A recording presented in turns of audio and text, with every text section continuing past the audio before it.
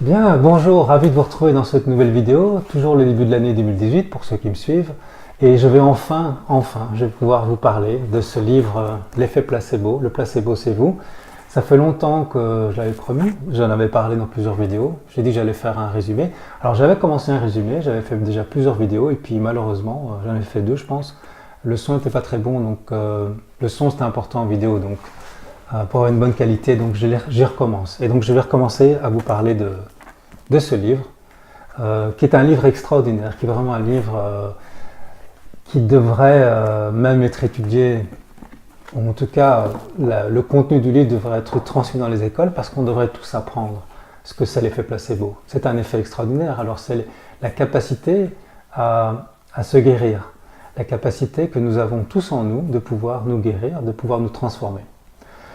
Alors, j'ai fait un petit plan. Je vais en fait vous résumer. Vous voyez, c'est quand même un gros livre. Ça a été écrit par le docteur Joe Dispenza, qui est un docteur en neurosciences aujourd'hui, qui voyage un peu partout sur la planète, qui fait des séminaires sur l'effet placebo et sur la transformation scientifique. Je vais expliquer ces notions. Et j'ai découpé donc ce livre en 4 parties. 4 parties parce qu'il y a vraiment beaucoup. Donc, je vais faire 4 vidéos. Donc, la première vidéo, c'est l'introduction du livre. C'est pour vous expliquer un petit peu comment ce livre est né.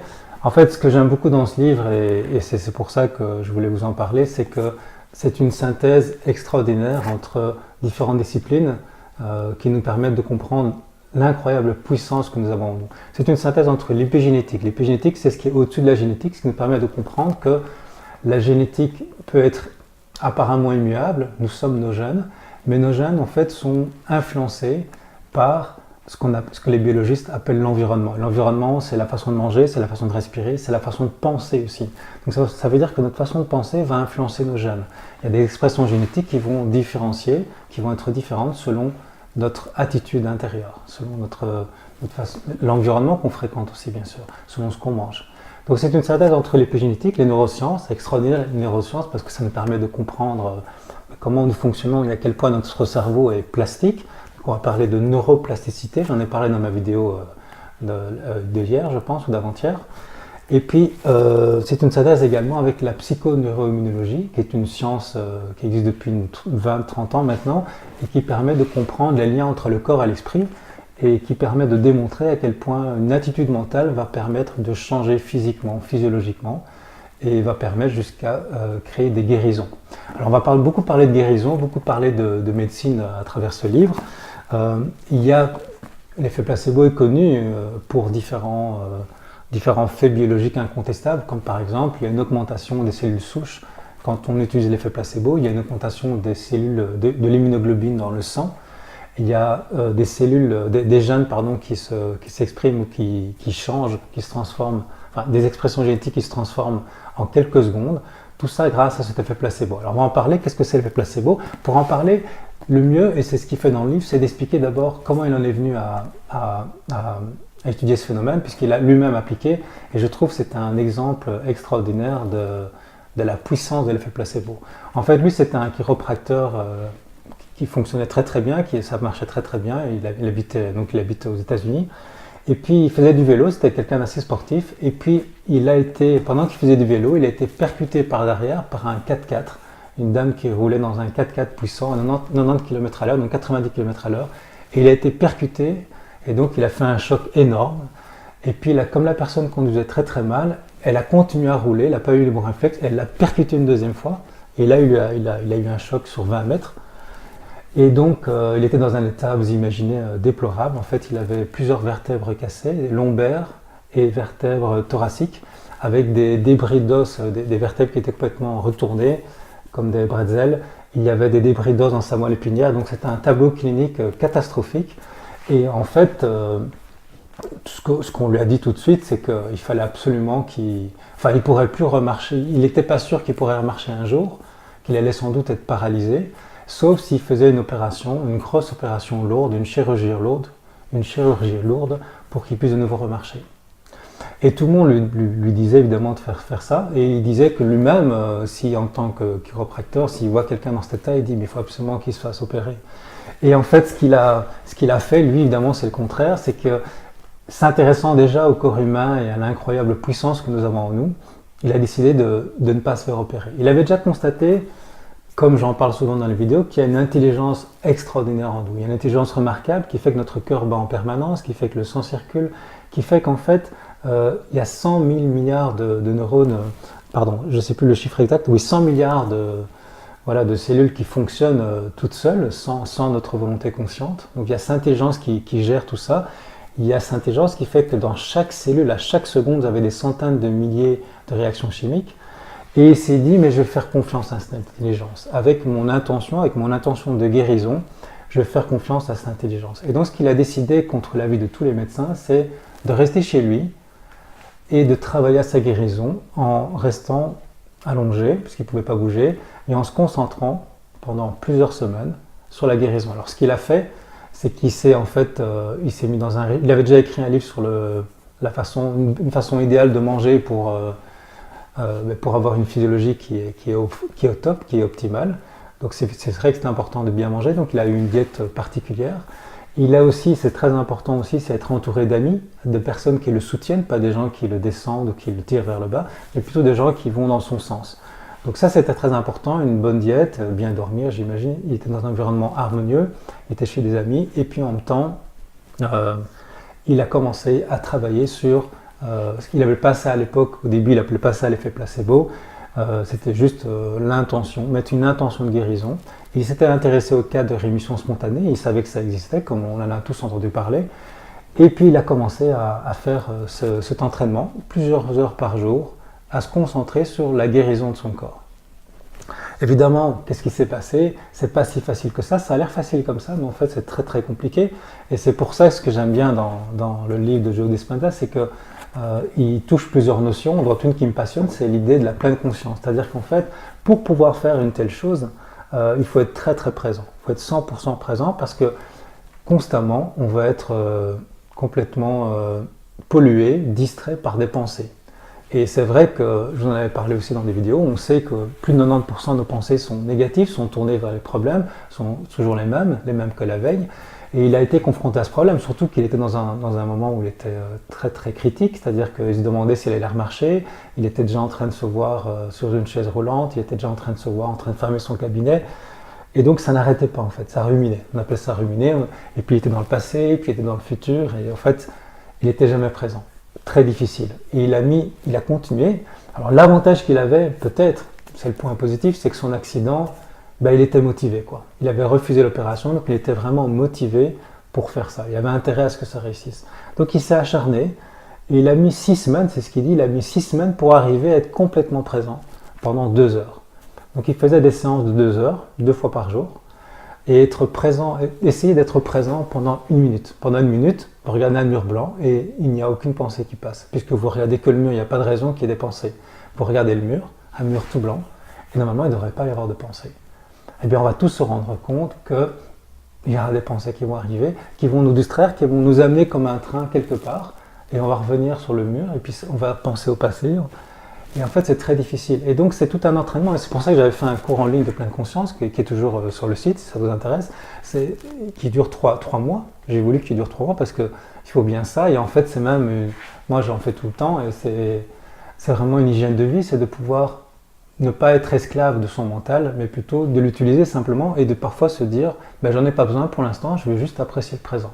Donc c'est ce qu'il a fait, il s'est concentré après 6 semaines et a continué bien sûr, et là il a commencé à sentir des effets dans son corps, il a commencé à sentir les effets de la guérison. Déjà le corps s'auto-guérit par lui-même, mais en mettant une intention pour que ça aille rapidement à certains endroits, il visualisait beaucoup, donc je vous parlerai de ces techniques dans les prochaines vidéos, et bien il a réussi. Et c'est ça qui est incroyable. Après 9 semaines et demie, à complètement guérir. Après 10 semaines, donc après 9 semaines et demie, il pouvait sortir. Puis après 10 semaines, il pouvait marcher de nouveau.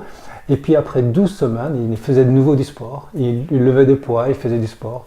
Et depuis, ça fait plus de 30 ans maintenant, il n'a aucun problème de mal de dos. Donc c'est assez incroyable.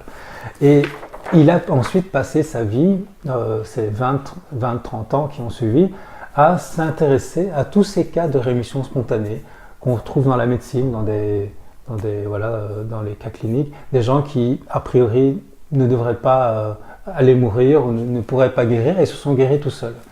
se sont guéris de manière étonnante, souvent mystérieuse. Alors il a passé sa vie, il a beaucoup voyagé, il a étudié ces gens-là, il les a beaucoup interviewés, puis il a beaucoup étudié aussi la spiritualité.